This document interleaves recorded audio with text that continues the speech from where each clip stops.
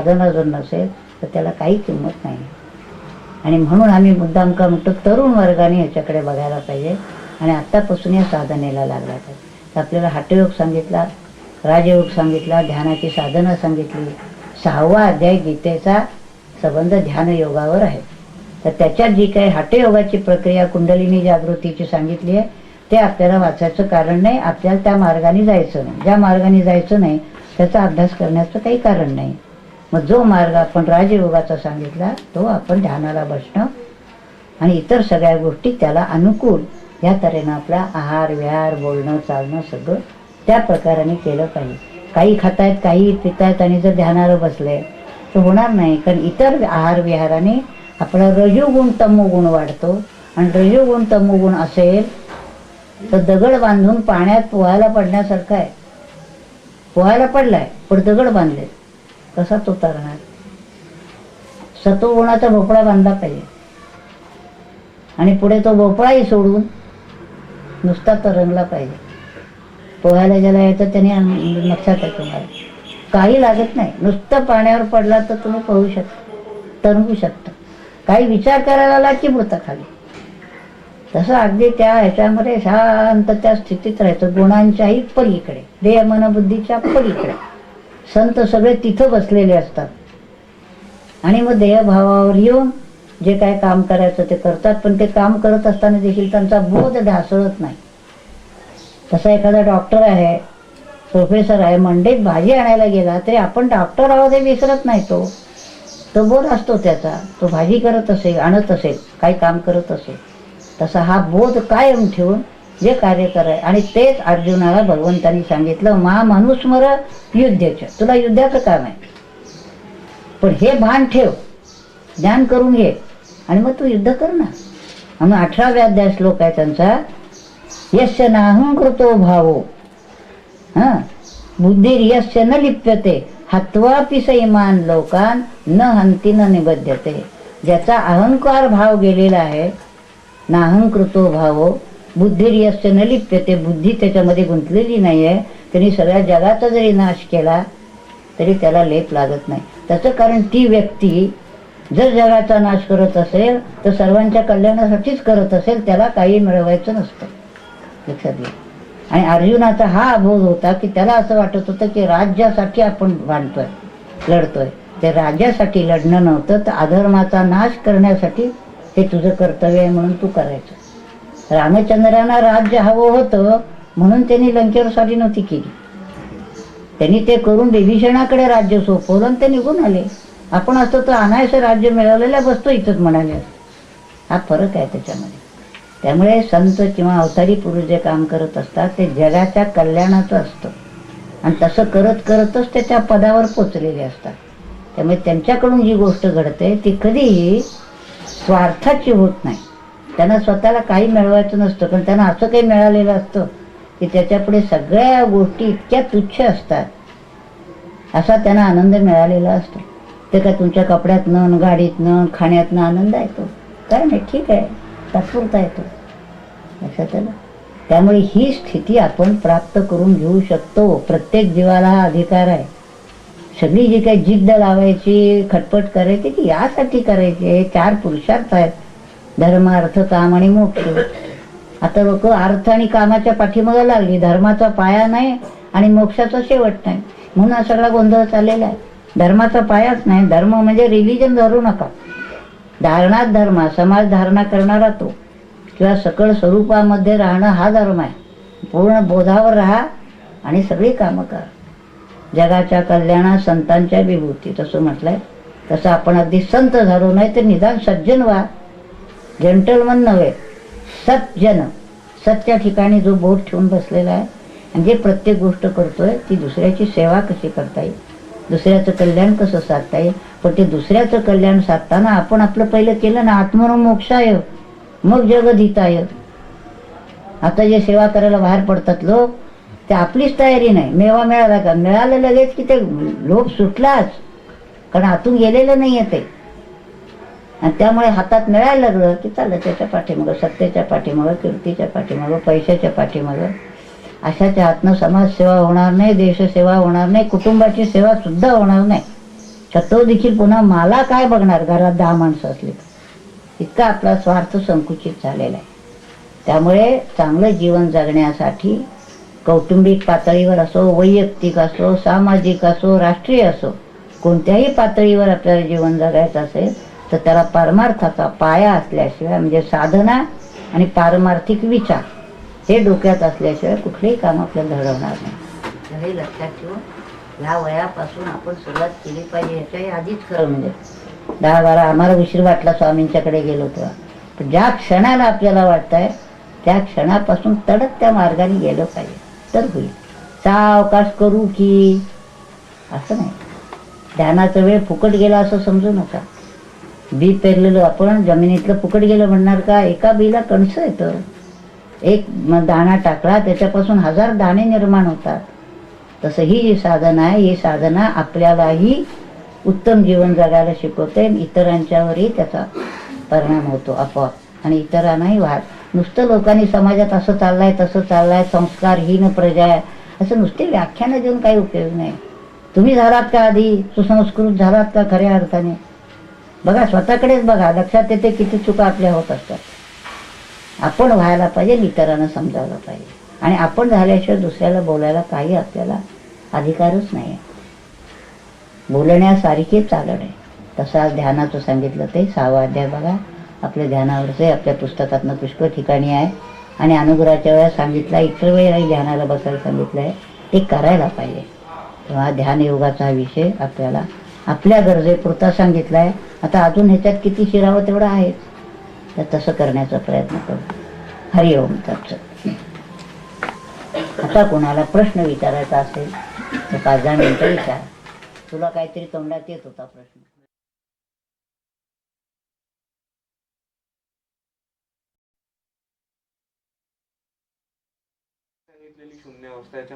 एकच सगळी शून्यावस्था. याचा अर्थ सर्व ज्या ठिकाणी विरघळून गेलेलं आहे, पण बुद्धाचं शून्य किंवा महाशून्य ते पुढे जात नाही. बुद्ध पुढे जात नाही, त्याने जायला पाहिजे. बुद्ध शून्यावस्थेच्या ठिकाणी थांबले. म्हणून तुला मी सांगते की ह्याची उत्तरे मी देते, पण हा ह्याच्यातला भाग नाही. आपण जर का तार्किक हे करत बसलो तर ती पंडितांची चर्चा होईल. बुद्धाने काय म्हटलं, महावीराने काय म्हटलं, आपल्याला काय करायचं ते समजून घ्या. लक्षात आलं? कारण काय सांगताय की ह्याच्यावरही चर्चा करता येईल, पण खरं सांगायचं म्हणजे आपणच साधना करून त्या ठिकाणी गेलो, या सगळ्या प्रश्नाची उत्तरं आपोआप आपल्याला मिळतात. नाहीतर नुसतीशी शाब्दिक चर्चा राहते, कारण आपल्याला हे बुद्धही माहीत नसतात, शून्यही माहीत नसतं, आणि काहीच माहीत नसतं, नुसताच गोंधळ राहतो. त्यापेक्षा साधकांनी ह्या पाठवेद चर्चा किंवा इतर वादविवाद ह्याच्यात न पडता जी साधना सांगितली ते तुम्ही कर. जसं मी नेहमी म्हणते ना, सांगतो उदाहरण, 10-12 वर्षाचा मुलगा म्हणालो वडिलांना, बाबा लग्न म्हणजे काय हो, काय त्याला तुम्ही समजावून सांगणार? मग त्याला सांगायला लागतं, तू मोठा हो, तुला आपोआप कळेल. त्याच्यावर चर्चा आत्ता करण्यात अर्थ नाही. तसं साधनेने तुम्ही त्या मार्गाने जायला लागलात की हळूहळू या सगळ्या प्रश्नाची उत्तरं आपल्याला मिळतात. त्यामुळे बुद्धाची शून्यावस्था, तर तू विचारतोयस म्हणून सांगितले, शून्यावस्था ही अलीकडे राहते, त्याच्या पुढे निशून्यावस्था आणि महाशून्यावस्था, आणि महाशून्यावस्था हे शेवट टोक परब्रह्मावस्था, तिथपर्यंत आपल्याला जायचं आहे. या शून्यावस्थेमध्ये काहीच नाही अशी स्थिती. देवाचे द्वारी उभा क्षण भरी, एक क्षणभर उभं राहणं जे सांगितलंय ना, ती ही शून्यावस्था, की ज्या ठिकाणी देहाचं भान संपलेलं आहे, विश्वाचं भान संपलेलं आहे, आणि तो शून्य अवस्थेत बसलेला आहे. पण हा परमार्थाचा प्रवास इथून सुरू होतो. लक्षात आलं का? आणि म्हणून भगवद्गीतेने जे सांगितलेलं आहे ते बरोबर.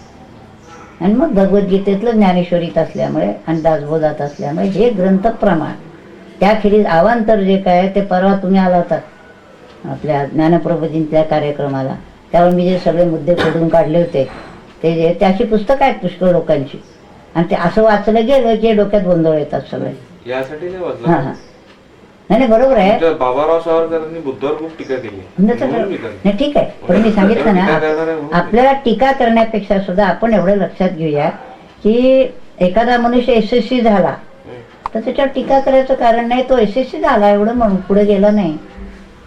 एखादा MA झाला, ठीक आहे, तू PhD का झाला नाही असं म्हणून नाही, तर तेवढाच झाला.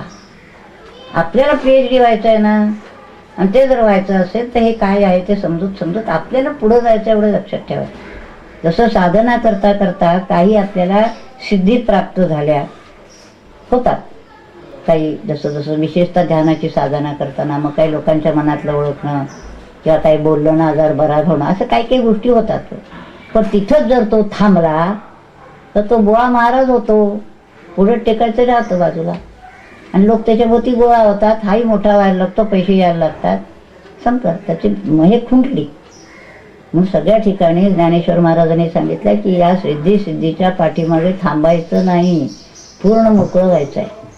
आणि बहुतेक बुवा महाराज जे आपल्याला दिसतात ते इथं थांबतात.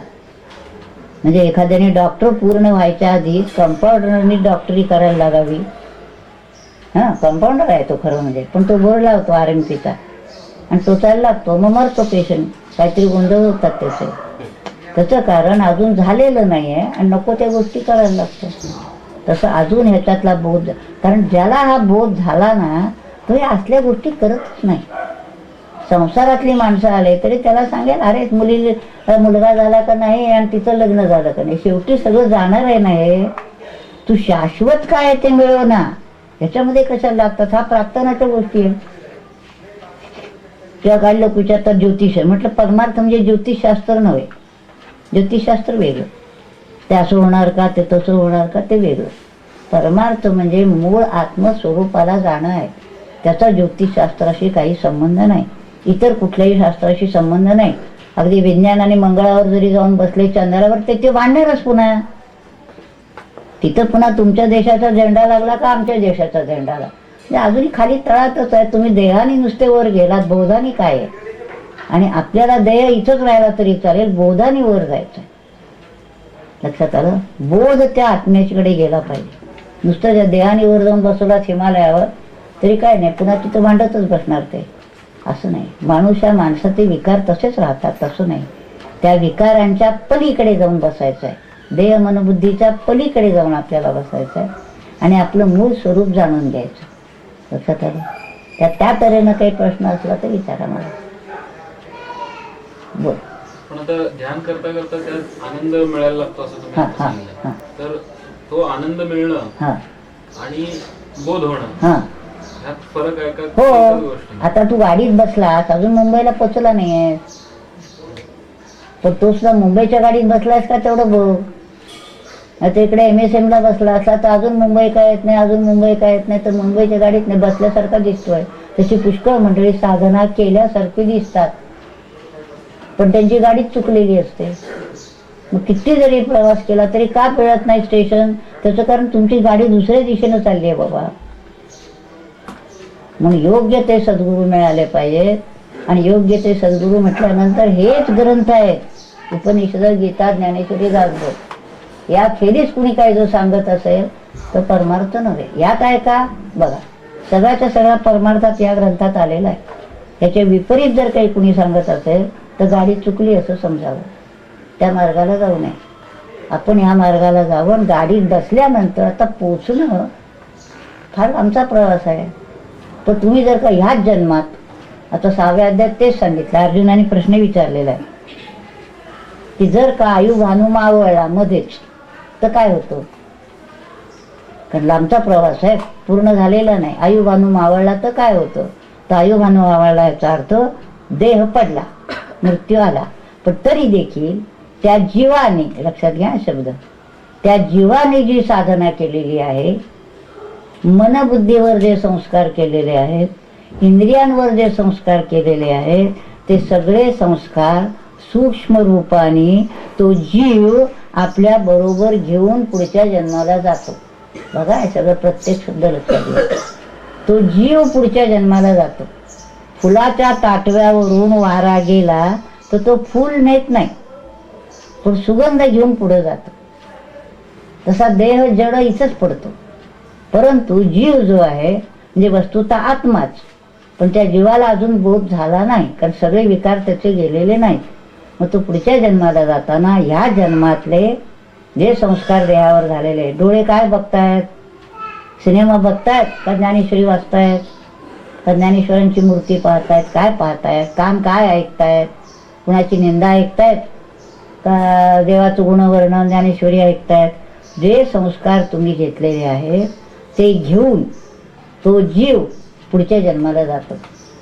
आणि मग त्याचा जो त्यांनी सांगितलेला आहे, शुचीनाम श्रीमताम गे योग भ्रष्टोपी जायते, तो मग चांगल्या कुळात जन्माला येतो की जिथे त्याची साधना पुन्हा सुरू होते.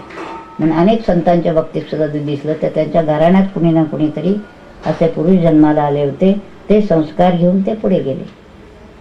त्यामुळे तो जीव ते संस्कार घेऊन पुढे पुन्हा वाटचाल करायला लागतो. म्हणजे जर का आयुभानू मावळला तर आपलं घरदार जे आहे त्यातली वीट देखील आपल्या बरोबर येत नाही मेल्यावर, पण हे संस्कार जे आहेत ते आपल्या बरोबर येतात आणि पुन्हा चांगला देह शोधतात आणि त्या ठिकाणी तो जीव पुन्हा जन्माला घेऊन पुन्हा साधना सुरू करतो. लक्षात घ्या. म्हणून हे जे केलेलं आहे हे खऱ्या अर्थाने आपलं कर्तृत्व आपल्या बरोबर येतं. आणि बाकी आईही जे जे काही तुम्ही कराल ते सगळं इथंच अगदी उत्तम जागीने केलेले आहेत. आईने मला अगदी आवडीनं केलं. आता आई गेली तिच्यावर तो त्यांना सोन्याचा लफ्फा घालून तिला पोचवा असं करत नाही कोणी, काढून घेतात सगळं. तसं तुमच्याबरोबर काही येणार नाही, तुमच्या म्हणजे प्रत्येकाच्याच बरोबर. पण संस्कार जर घेतले असते आणि ध्यान ह्या जन्मात केलं असेल तर पुढच्या जन्मात पटकन बसल्याबरोबर ते ध्यानाला जाईल. पण आता ते गेल्यानंतर पुढे लक्षात आलं पाहिजे त्याचं पुढे काय करायचं, ते पुन्हा ते गणत्वाने टाकता नाही का मग हेच एका आठी मला आता हेच मिळवायचं आहे असं पक्क लक्षात घेतलं पाहिजे. त्यामुळे जो ध्यानात रंगत असेल त्यांनी लक्षात घ्यावं की कुठेतरी पूर्वजन्मीचं पुण्य आपल्याला मिळालेलं आहे, आपण ह्या जन्मात त्याची साधना केली पाहिजे. सायडिंगला टाकायचं नाही डबा आपला, जाईल तेव्हा जाईल तेव्हा तरी असं म्हटलं तर काय होणार नाही. बरं तुम्हाला काय घरदार सोडायला सांगितलं नाही, संसार सोडायला सांगितलं नाही, सगळी कामं करेल ह्या बोधाने करेल. प्रत्येकाचं शेवटी कुठं जायचंय तुम्हाला, आत्मदर्शनाकडे असं पक्क पाहिजे. ध्येय काय आहे तर आत्मदर्शन, त्याच्यासाठी सगळी साधन आहे. मी जेवतो खातो कशासाठी, देह धारण्यासाठी. देह धारणा कशासाठी, सिनेमा बघण्यासाठी.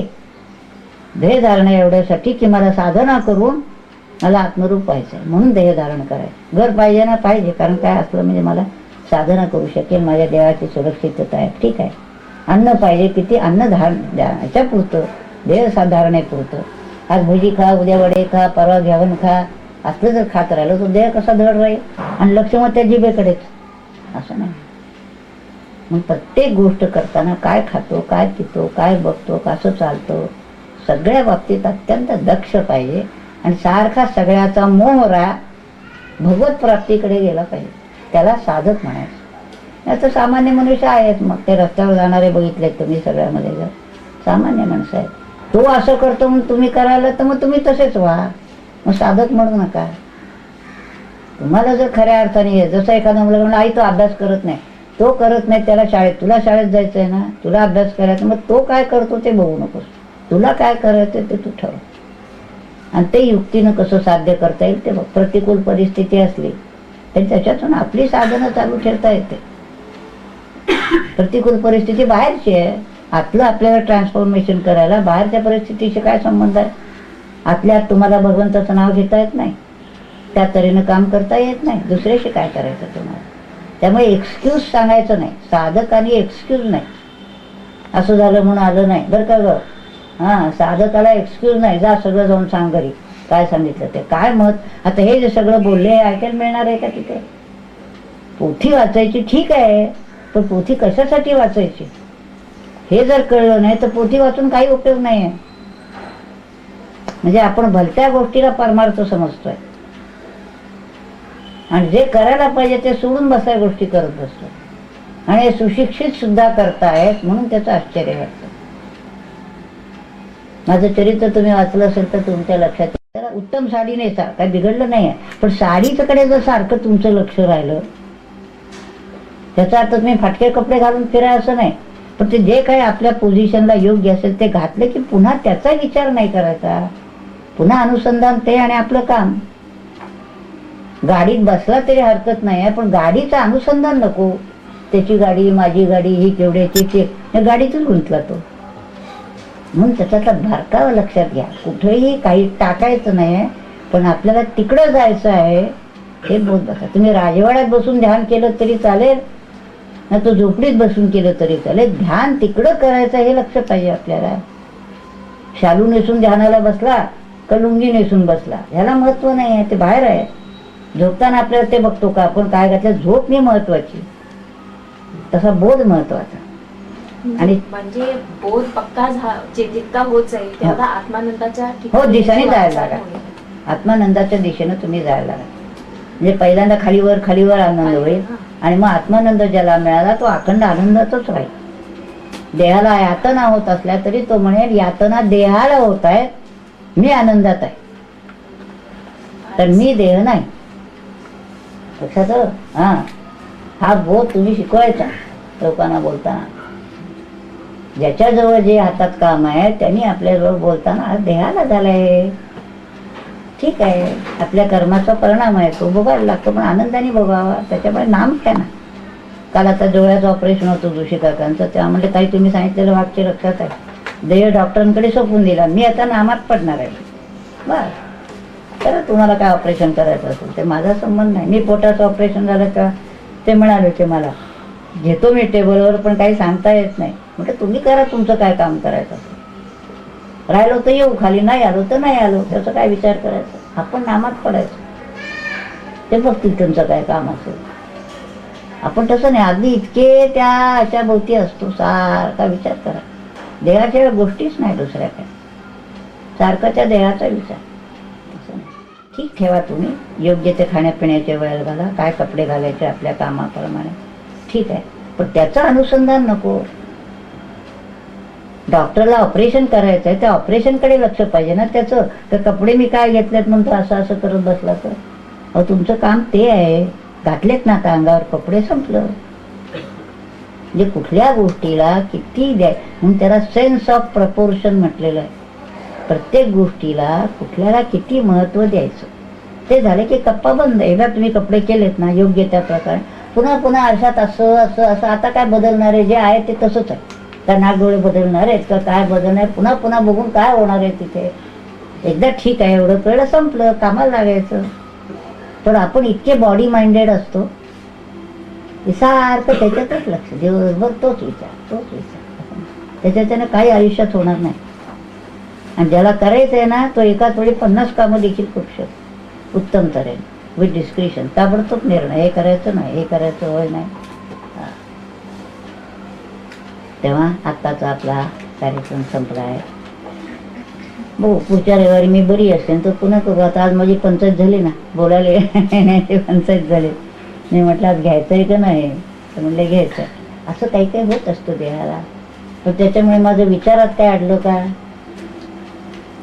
आता समजा काय पाठपोट दुखत असली काय त्यात सगळं बोलून झालं की मग त्या देहाला विचारायचं की काय बाबा तुला आता काय होत आहे, दुखतंय का, आता झोप जा. म्हणजे आपण त्या देहाला खायला घालायच्या वेळ खायला घालायचं, आंघोळ घालायची तेव्हा आंघोळ घालायची, विश्रांतीच्या वेळ त्याला म्हणायचं आता विश्रांती घे. पण ते सगळं म्हणजे मी नव्हे. बघ हा विचार लक्षात येतोय. गाडी म्हणजे मी नव्हे, गाडीला पेट्रोल घाला, ऑइल घाला, हवा बघा, पण ती गाडी लांब ना, कमी गाडी आहे असं आपण म्हणतो का. तसं मी देह नाही, देहाला घातलं सगळं, मी देह नाही आहे काही, मी वेगळा आहे त्याच्यापेक्षा. पडताना आपण देहाला नीट काय जे त्याला द्यायचं असेल उशी पांघरून ते द्यायचं, आपण मस्त आपल्या आनंदात पडायचं. कणच असला देह तरी म्हणायचं देह कणतोय मी नाही. अशी प्रॅक्टिस आपण रोज करायची. मी तुम्हाला का बोलते माहितीये का, मलाही प्रॅक्टिस व्हावी म्हणून.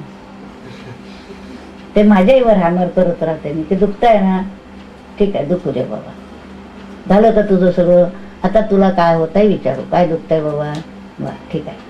आपण म्हणजे तेच सारखं आपण आणि आपल्यावर आणि 5-25 मंडळी काय चाललंय का, तर आज मंडळींचं डोकं दुखतंय. अरे होय आहे म्हणून दुखतं, सिद्ध झालं ना, निदान आहे बाबा तुला डोकं म्हणून ते दुखतंय, नसतं तर कुठलं दुखलं असतं.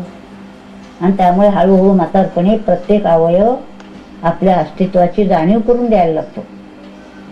आज पाय दुखले, उद्या सांधे दुखले, परवा डोकं दुखलं, आज पोट दुखलं, आहे मी आहे मी आहे, मी त्याला म्हणायचं आहे बरोबर.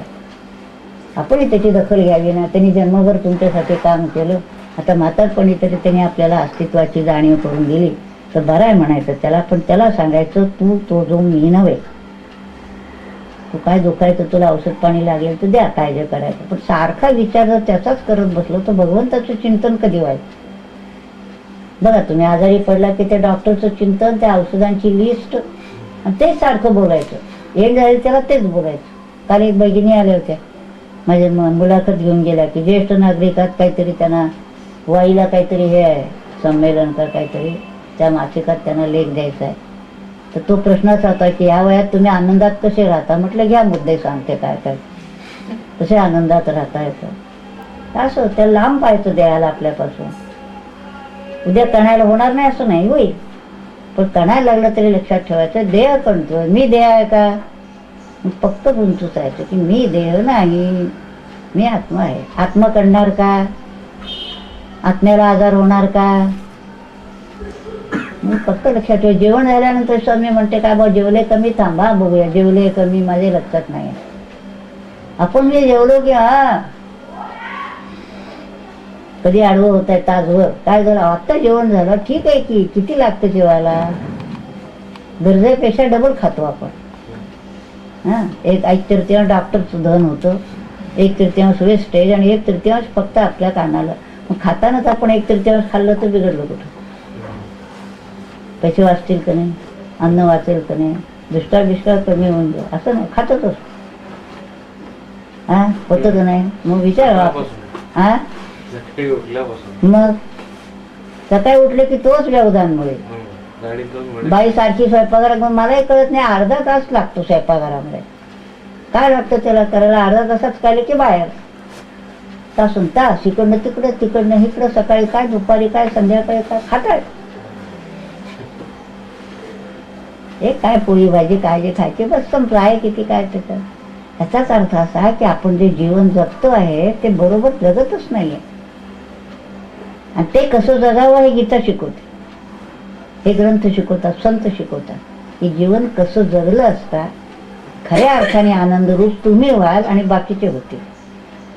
आणि हे आपण शिकायचं आहे आणि हे इतरांच्याकडे प्रस्तुत करायचं आहे. आपण अनुभवून नुसतं व्याख्यान द्यायचं नाही. इथं ताईने असं सांगितलं घरी जाऊन नुसतं व्याख्यान दिलं, बरं आता वाढ आज केला का गावन ऐकून झालं आता इथले गेल्याबरोबर आज काय केलं करायला. काय करायचं, सकाळी उठल्यावर पोळी नाही तर भाकरी खायची, उठल्याबरोबर तर कांदे पोहे आणि भजी हे खाणं आहे का. सकाळी उठल्यावर तेलकट मसाला तेलकट काय होईल त्या पोटाचं, असलं नाही करायचं. आणि आता मी तुम्हाला जोरात सांगते कारण मी 80 वर्षाला आता टेकलेलं आहे, तेव्हा तुम्हाला सांगता येईल. आज अजूनही मला असं वाटतं देवाने साथ दिली तर सायकलवर घेऊन सगळीकडे फिरून कामं करून यावी.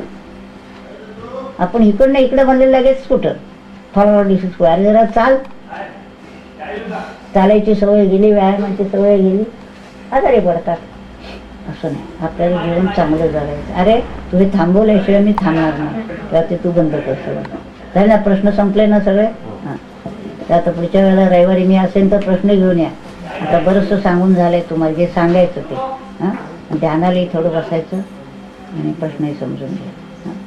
आणि आपलं तुम्हाला माहिती आहे जेव्हा जेव्हा शक्य असेल तेव्हा रविवारी संध्याकाळी तिकडं असतं. सकाळी आपण इथं तरुण मंडळींसारखी वेगळं घेतो. त्या तरुण मंडळींना असं मोठी मंडळी असली की प्रश्न विचार, पण ते प्रश्नच विचारत नाही. मी प्रश्नाची अपेक्षा धरून असते. हां पुढच्या प्रश्न घेऊन या काहीतरी विचारायला, काहीतरी विचारायचं असं नव्हे ते. त्याचं विचारात म्हटलेलं आहे तेव्हा आता काहीतरी विचारलं पाहिजे. किंवा राष्ट्रपती झाले आहे बरोबर झालं का, ठीक झालं का नाही झालं. तर स्वामी नेहमी सत्संगात सांगायचं की राजकारणावरचे प्रश्न इथं नाही, समाजकारणावरचे प्रश्न इथे नाहीत, साधन इथले काय प्रश्न आहेत. की मी असं असं ध्यानाला बसतो पण ध्यान लागत नाही, तेव्हा मी ध्यानाला बसलो की बायको आत भांडी पाडते, तेव्हा अशा वेळेला मी काय करावं. मग बायको उठायच्या आत आपण उठून ध्यानाला बसावं. तिची वळवळ सुरू व्हायच्यात आपलं ध्यान झालेलं पाहिजे. आणि भांडी पाडायला मी येऊ का तुझ्या मदतीला, असं आपण तिला विचारावं की आता तुझं भांडी पाडणं सुरू झालं असेल तर मी येतो तुझ्या जोडीला, कुठली पाडायची आहेत. तेव्हा असे काही साधन यातले प्रश्न विचारा. विरोधी असेल वातावरण तर आपण काय करायचं. ते काल सगळे प्रश्न काढून दिले काय स्वरूपानंदांचं ते घेतलं नाही का आपण, ते काढून द्या नरेंद्र, त्याचे काढून ठेव कुठेतरी 2-3 कॉपी. की प्रतिकूल परिस्थितीत देखील तर तो काढत होता, तो मंजिरीला घेऊन गेली ती. प्रतिकूल परिस्थितीत देखील साधना कशी करता येते, तुला दे, हिला दे, हा सगळ्यांना दे, काय ते लोकांना. की घरात वातावरण प्रतिकूल असलं, तुझी बायको काही प्रतिकूल नाही आहे, पण तू येत नाही आहेस. हा मग ताई गेल्यानंतर मी म्हटलं ना परवा, शेवटी स्पष्ट सांगितलं, ताई गेल्यावर उद्या मग त्यांच्या फोटोला हार घालून रडला तर काही उपयोग नाही, असेपर्यंत समजून घ्या. जास्त दिवस मला सांगताना येणार नाही आहे, हे स्पष्ट सांगते आता तुम्हाला. त्यामुळे थोडक्या दिवसात नेमकी साधनेची दिशा समजून घ्या. ग्रंथांचा अभ्यास करा. ग्रंथांचा अभ्यास या तऱ्हेनं करा की साधनेमध्ये काय अडचण येते, काय करायला पाहिजे. आता मी 24 वर्ष स्वामींच्याकडे काढली तरी अजून मला काही वाचताना असं वाटत, हे स्वामीजींना विचारायला हवं होतं. हे स्वामी अर्थाच्या अंगाने, साधनेच्या अंगाने त्यांनी सांगितलं. आता काल माझ्याकडे एक व्यक्ती आली, त्यांनी सांगितलं ध्यानातले खूपच छान अनुभव आहेत. मी म्हटलं आता तुम्हाला ग्रंथाचा अभ्यास करायला पाहिजे, म्हणजे प्रॅक्टिकलने तुम्हाला आता ही स्थिती फार चांगली मिळालेली आहे, पण आता ही कशी मिळाली हे कळायला हवं असेल तर आता गीतेचा अभ्यास करा.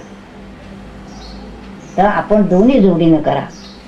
आणि गीतेचा अभ्यास म्हणजे एवढं मोठं नाही, आपण किती पुस्तकं काढली छोटी छोटी छोटी, त्याच्यावर समजून घ्या. आपल्याला काही खूप मोठं काही सगळ्यांना व्याख्यान द्यायला जायचंच नाही. ज्याने जायचं असेल त्याने जरूर अभ्यास करावा. ज्याच्यावर वक्तृत्व आहे त्याने आपल्याला जेवढं येतं, एसएससीचा मनुष्य मॉन्टेसरीला शिकवू शकतो की नाही, मग ठीक आहे ना, मग तेवढं तुम्ही करा ना. करता करता तिकडं अभ्यास जोडीनं चालू ठेवा.